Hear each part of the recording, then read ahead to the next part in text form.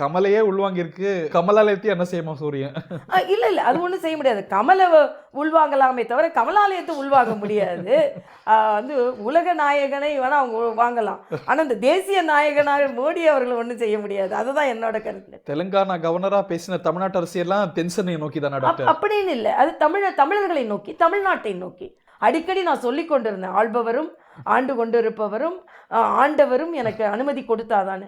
ஆக அப்போ எனக்கு அந்த வாய்ப்பு எனக்கு கிடைக்குமான ஒரு ஏக்கம். வாய்ப்பு எப்படி வந்தது? வாய்ப்பு கொடுக்கும்போது பிரதமர் என்ன சொன்னார்? இல்லை, ஏக்கம் இருந்தது. நான் பிரதமர்கிட்டையும் மரியாதைக்குரிய உள்துறை அமைச்சர் அவர்கள்ட்டையும் நான் எனது உள்ள கிடக்கே நான் சொன்னேன். ஆனால் அவங்க 2 பேருக்குமே தயக்கம் ஏன் இருந்ததுன்னா, தமிழ்நாட்டிற்கு தேவையா இல்லையான்ற தயக்கம் இல்லை. அங்கே வந்து 2 இடங்களிலுமே என்னோட பணி மிகச் சிறப்பாக. இப்போ உதாரணத்துக்கு சொல்லணும்னா, புதுச்சேரியில் ஒரு 3 மாதம் போயிட்டு வாங்கம்மான்னு தான் சொன்னாங்க. புதுச்சேரியில் என்னோட பணியை நான் பார்த்துட்டு, நான் அதிக நாட்கள் துணைநிலை ஆளுநராகவும் இருந்த ஒரு பெருமையை எனக்கு மரியாதைக்குரிய பாரத பிரதமர் எனக்கு கொடுத்தார். ஆக அங்கேருந்து உடனே எடுக்கணும்னா என்ன பண்ணுறது? ஸோ இந்த தயக்கம் தான் அவங்களுக்கு இருந்தது. ஆனால் என்னோட உள்ள கிடக்கை அதிகமான உடனே, இல்லை இவங்க வந்து மக்களுக்காக ரொம்ப வேண்டுகிறார்கள் என்று எனது ஆசை. இன்னொன்று நான் மறுபடியும் தெளிவாக நான் எல்லா நேயர்களுக்கும் சொல்கிறேன், இவங்க கட்டாயப்படுத்தினாங்க, இவங்கள போய் நீங்கள் போட்டி போடுன்னு சொல்லிட்டாங்க, சில பேருக்கு அந்த வாய்ப்பு கொடுக்கல, அவங்களெல்லாம் வசதியாக வச்சுக்கிட்டாங்க, இவங்கள போய் நீங்கள் இல்லை ஃபோர்ஸே பண்ணல. உங்கள் விருப்பம், என்னோட முழு விருப்பம், நான் மக்களோடு நிற்கணும். ஆனால் ஆச்சரியப்பட்டாங்க. எனக்கு என்ன அவங்க கேட்டது, இதெல்லாம் விட்டுட்டு நீங்கள் போகணுன்னு நினைக்கிறீங்களா? ஆமாம். ஆனால் நான் வந்து இல்லை ரொம்ப உறுதியாக இருந்தேன். என் மாநிலத்தின் என் கட்சியின் வளர்ச்சி. நான் ஒரு அடிப்படை உறுப்பினர். உங்களுக்கு தெரியும் என்னோட பின்புலம், எங்கள் அப்பா யார், சித்தப்பா யார், என் குடும்பம் என்னன்னு.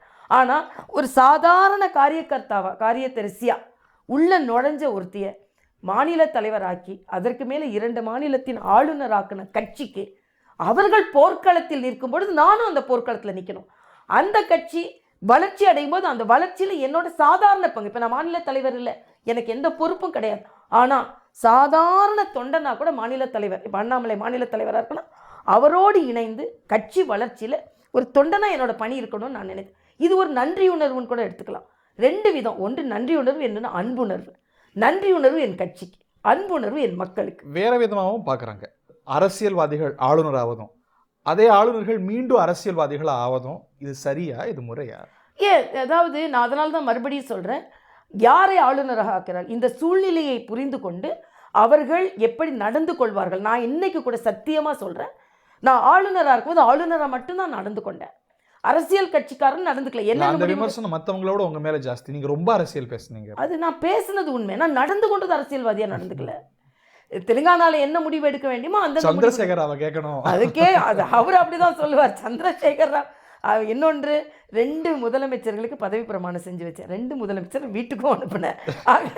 இன்னொன்று, சவால்களை சந்திக்கிறது என்ன அளவுக்கு அரசியல்லையும் சவால்களை சந்திச்சிருக்க முடியாது, கவர்னராகவும் சந்திச்சிருக்க முடியாது. இதே எதிர்ப்பு இங்கே எப்படி அரசியல் எதிர்ப்போ அதே மாதிரி அங்கே இன்னொன்று, நான் நின்று ஜெயிக்கணும்னு நினச்சதுக்கு இன்னொரு காரணம், இவங்க தேர்தலில் நின்று இவங்க ஜெயிக்கலை, இவங்க வந்து ஒரு பதவியை வாங்கிட்டு வந்துட்டாங்க அப்படின்ற. என்னோடய வாழ்க்கையில் படிப்புலேயோ இல்லைனா என்னோட பொது வாழ்க்கையிலையோ என்னோட வந்து அரசியலிலேயோ எதுவுமே எனக்கு ஒரு குறை இருக்குன்னு நான் நினைக்கல. ஏன்னா எல்லாத்தையுமே நான் நிறையாக்கிக்கொள்ள. ஆனால் ஒன்றே ஒன்று என்னோடய வாழ்க்கையில் இன்னுமே குறையாக இருக்கிறது, ஒரு மக்கள் அரசியலில் இருக்கிறது எதுக்கு, மக்கள் பிரதிநிதியாகி அவங்களுக்கு சேவை செய்ய வேண்டும் என்ற குறை என்னோட வாழ்க்கையில் இருந்து கொண்டே. கௌரவ பிரச்சனையாக பார்த்து ஒரு பெரிய ரிஸ்க் எடுத்துட்டீங்களோ? கௌரவ பிரச்சனையாக பார்க்கல, மக்களுக்கான பிரச்சனையாக நான் பார்த்தேன். ஆனால் நீங்கள் இங்கே வந்திருக்கிறது ஒரு புதிய சவால்களை ஏற்படுத்தி இல்லையா? நீங்கள் ஒரு கவர்னராக இருந்திருக்கிறீங்க, உங்கள் ஸ்டேச்சர் உயர்ந்திருக்கு. ஆனால் தமிழ்நாட்டில் ஒரு மாநில தலைவர் இருக்கிறார், அவருக்கு ஒரு ஸ்டேச்சர் இருக்குது. ஸோ ஒரு உரையில் 2 கத்தி இருக்க முடியுமா, இல்லை பல கத்தி இருக்கு? இல்லை, நான் உரையில் 2 கத்தினே நினைக்கல. நான் கத்தி பேசுவேனே தவிர உரையில் கத்தின்னு நினைக்கல. அதனால தான் முதல்ல நான் சொல்லிட்டேன், நான் வந்து சாதாரண காரியதரிசியாக மட்டும்தான் இப்போ இருக்கேன். இப்போ நான் ஒரு முன்னாள் மாநில தலைவர், முன்னாள் கவர்னர், அவ்வளோதான். இந்நாளில் நான் ஒரு காரியதரிசி.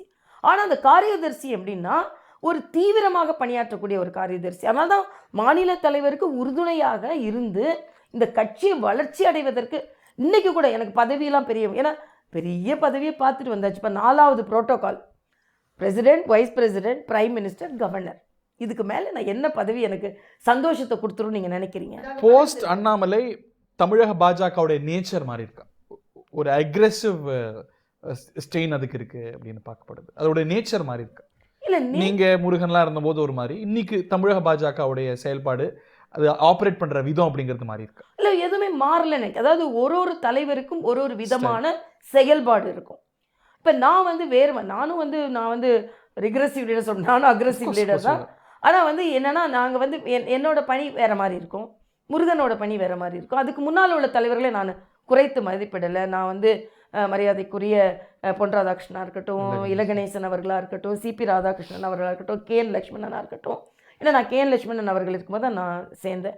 ஆக அந்தந்த தலைவர்களின் ஒரு படியாக அவர்கள் போட்ட படி நான் ஒண்ணுமே சொல்ல முடியாது. ஆனா அண்ணாமலை வந்து ஒரு கோபுரத்துக்கு கொண்டு போறதுக்கு இந்த படியை எனக்கு கொஞ்சம் வேகமா போட முடிந்தது என்பது ஒரு சூழ்நிலை. ஒரு அப்சர்வேஷனும் அண்ணாமலை சென்ட்ரிக்கா தமிழ்நாடு பிஜேபி மாறி இருக்கு. இல்ல ஒரு தலைவரை முன்னிறுத்துவது தமிழ்நாட்டில் வந்து கட்சி தலைவரை முன்னிறுத்துவது வந்து ஒரு அவசியமான ஒன்றாக பார்க்கப்படுகிறது. இப்போ வந்து திராவிட முன்னேற்ற கழகம்னு சொல்றதை விட கலைஞர் அப்படின்னு வரும்பொழுது அதற்கு வந்து கூடுதல் ஒரு வேல்யூ இருக்கிற மாதிரி இருக்கு. எப்படி எதனால கட்சிக்கு வந்து ஒரு ஃபோக்கஸ் வரமாட்டேங்குது, அப்பனா தலைவர் சென்ட்ரிக்கா இருக்கலாமோ, மாற்றங்களை ஏற்படுத்துவது தானே அரசியல், அதுல இருக்கலாம். பட் அவரும் ஒரு திறமையாளராக இருக்கிறார். திறமை இல்லாத தம்பின்னு சொல்ல முடியாது. நல்ல திறமையாளர், நல்ல பேச்சாற்றல் இருக்கிறது, ஒரு ஈடுபாடு இருக்கிறது கட்சியை வளர்க்க வேண்டும் என்பது. எங்களை போன்றவர்களெல்லாம் அணுகக்கூடிய ஒரு தலைவராகவும் இருக்கிறார். இப்போ நான் வந்ததுலலாம் அவர் மிக்க மகிழ்ச்சி அடைந்தார். இப்போ நான் வந்து ஒரு நாள் வர வேண்டும் என்று நினைத்த போது இதில் சில பேர் சோஷியல் மீடியாவில் நீங்களாம் வர்றது வந்து அண்ணாமலைக்கு பிடிக்கல அப்படின்லாம் சோஷியல் மீடியாவில் எழுதினா, அப்படிலாம் அதில் 1% கூட உண்மை கிடையாது. ஃபுல் கோப். அவர் சொன்ன வார்த்தை, உங்களை மாதிரிலாம் எங்களுக்கு வந்தோம்னா என்னோட பணி எனக்கு இன்னும் இலகுவாகும், என்னோட பலம் இன்னும் அதிகமாகும், அதனால் உங்களை மாதிரி உள்ளவங்களாம் வரணுன்றதான் 100% முழு மன சிந்தனையோடு என்னை வரவேற்றார். வளர்ந்துருக்கு அப்படிங்கிறது ஒரு புறம். அதிமுகவோடு கூட்டணி ஏற்படாததுக்கு அவர் தான் முக்கிய காரணமா, அதிமுகவும் அதுதான் காரணமா சொல்லுது. இங்கேயும் அந்த முணுமுணுப்புகள் இருக்கிறத நம்ம பார்க்குறோம். இல்லை, ஒரு மாநில தலைவருக்கு அந்த டிசிஷனை எடுக்கக்கூடிய ஒரு வலிமை வந்திருக்கிறது என்பது என்னை பொறுத்தவரைக்கும் பார்ட்டியோட கன்சென்சஸா இருந்ததா இல்ல அவருடைய தீர்க்கமான முடிவு? இல்ல, அவர் அதாவது ஒரு மாநில தலைவர், இப்போ தேசிய கட்சினாலே மாநில தலைவர் முடிவெடுக்க முடியாது என்ற ஒரு சூழ்நிலை இருந்து கொண்டே தான் இருந்தது. இப்போ நாங்கள் இருக்கும்போது ஒரு கூட்டணி இருந்தே ஆக வேண்டும் என்ற ஒரு சூழ்நிலை இருந்தது. மத்தியிலும் அதை சொன்னார்கள், நாங்களும் அதை பின்பற்றினோம். சகோதரர் அண்ணாமலைக்கு வந்து இல்லை, நாம தனியாக கட்சியை வளர்த்து கொண்டு வந்துட முடியும் என்று ஒரு நம்பிக்கை இருக்கும் பொழுது, அந்த நம்பிக்கையை மத்திய தலைமையும் ஏற்றுக்கொள்ளும் பொழுது, இது எனக்கு ஒரு ஆரோக்கியமான சூழ்நிலையை நான் பார்க்குறேன். ஏன்னா ஒரு மாநில தலைவர், அது பின்விளைவுகள் எப்படி இருக்கும், என்ன ஏதெல்லாம் அதெல்லாம் அப்புறம் வரேன்.